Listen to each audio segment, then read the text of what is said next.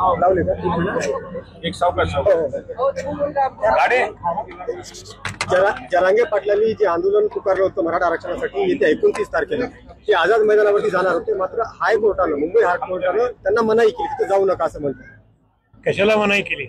त्या आंदोलनाला परवानगी नाकारली। पण का? ते कुठल्या कारणास्तव? जनजीवन विस्कळीत होईल असं निरीक्षण त्यांनी नोंदवलेलं।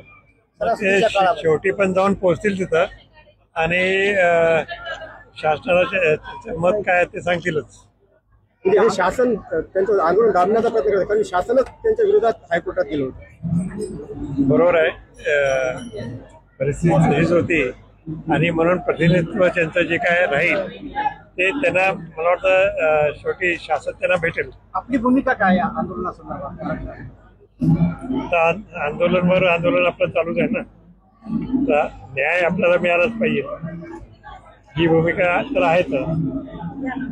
मुंबई उच्च न्यायालयाने परवानगी नाकारली, जी आझाद मैदानावरती ते जाणार होते तिथे जाऊ नका असं उच्च न्यायालयाने म्हटले। उच्च न्यायालयाने हा निर्णय देत असताना सरकारने त्या संदर्भामध्ये कोणती भूमिका घेतली होती हे देखील तपासून बघणं अत्यंत महत्वाचं आहे। आणि सरकार जे आहे हे अभिव्यक्तीच्या स्वातंत्र्याला आणि एखाद्या समाजाच्या मागणींच्या अनुषंगानं सत्याग्रहाच्या भूमिकेच्या विरोधात आहे, हे पुन्हा एकदा एकवार सिद्ध झालेलं आहे। वास्तविक पाहता मागच्या सरकारमध्ये छत्रपती शिवाजी महाराजांच्या पाया पडून जे दिलेला जो शब्द होता, दिलेलं जे वचन होतं, ते या नाकर्त्या सरकारकडून पूर्ण झालेलं नाही। मुख्यमंत्री देवेंद्र फडणवीस यांनी सातत्याने इंग्रजांची फोडा तोडा आणि राज्य करा हीच भूमिका स्वीकारलेली आहे। त्यामुळे या सर्व एकंदरीत प्रकरणाच्या मागे सरकारने दिलेलं वचन आणि त्यांनी या संदर्भामध्ये जे भूमिका घेतली होती ती भूमिका एकंदरीत संशयाची असल्याचं या निमित्ताने सिद्ध झालंय। मात्र सरकार जेव्हा आंदोलनाची यांनी दिशा ठरवली होती, जरांगे पाटलांनी तारीख ठरवली होती आझाद मैदान, त्यानंतर सरकार हायकोर्टात गेलं, म्हणजे सरकारला त्यांचं आंदोलन होऊ द्यायचं नव्हतं, झडपायचं होतं। निश्चित सरकारनं या आंदोलनाच्या अनुषंगानं त्यांची भूमिका आहे। ये सरकार लोकशाही को डरती है, इसलिए कभी पुलिस को तो कभी कोर्ट को आगे करती है।